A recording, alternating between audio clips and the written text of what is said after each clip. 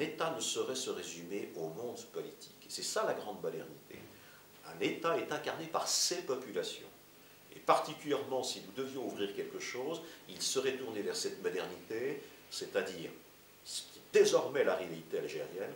L'Algérie est un peuple jeune et qui doit donner un souffle de jeunesse, traduire cette réalité sociologique. Donc c'est ça qui nous intéresse, c'est correspondre à une véritable réalité sociologique. Nous venons de sortir dans cet esprit-ci, voyez-vous, dernièrement, tout récemment, un ouvrage sur le concept d'État revisité. Et là, nous souhaitons asséner la chose suivante, qui est extrêmement importante. Un État n'est pas fait pour durer.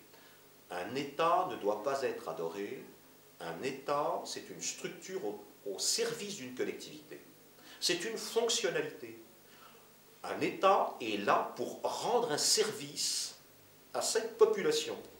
Si un État est là pour s'autosuffire, il y a un rapt. Un État est une belle fonctionnalité, il répond donc à des besoins, et il répond aux besoins des populations, et les populations qui sont les citoyens ont trois vies.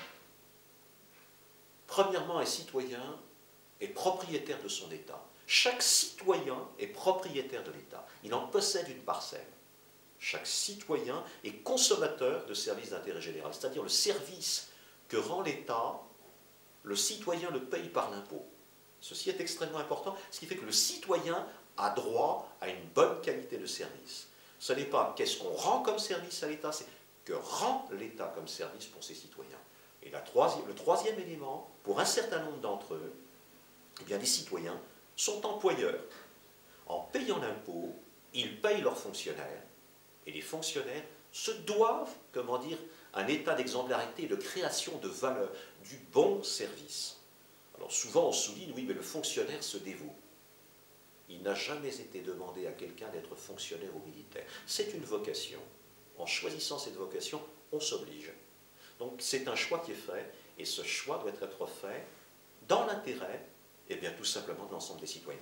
C'est la démarche dans laquelle nous sommes, c'est faire en sorte que ces citoyens, qui peuvent être militaires, qui peuvent être fonctionnaires, qui peuvent être médecins, qui peuvent être banquiers, qui peuvent être étudiants, ont droit désormais à ce que l'État incarne et crée de la valeur. Donc nous nous situons dans cette démarche-ci. De même, nous nous situons dans la démarche, une banque, comment dire, est un créateur de valeur pour le plus grand nombre.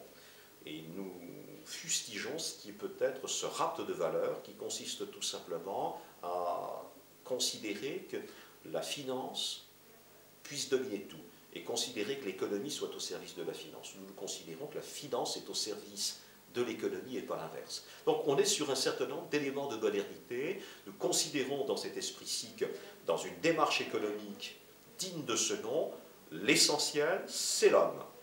Et nous souhaitons souligner qu'on a assisté ces dernières années à une inversion de valeur, considérant que la création de valeur devait être pour l'actionnaire. Considérons que c'est une grave erreur, la création de valeur doit être faite pour le client, c'est-à-dire celui qui achète ou qui n'achète pas, donc il faut lui donner le meilleur. Deuxièmement, c'est pour le management et les salariés, parce que s'ils sont bien, s'ils sont respectés, honorés, correctement traités, ils créeront de bons services ou de bons produits. S'il y a donc des clients heureux, et si vous avez aussi des salariés heureux, vous aurez un actionnaire qui aura la résultante de ses fruits. Donc vous voyez, nous sommes sur des schémas, je dirais, de fracture, mais ce n'est pas de fracture remise en cause, c'est un retour au sens et au bon sens. L'activité de notre organisation, c'est de remettre d'équerre ce qui a pu tout simplement être dévié ces dernières années. Merci. Pouvez-vous nous donner dans cette prolongation, en une minute, vos bons vœux, vos bons souhaits et votre annonce d'arrivée au Tour d'Algérie de cyclisme 2012?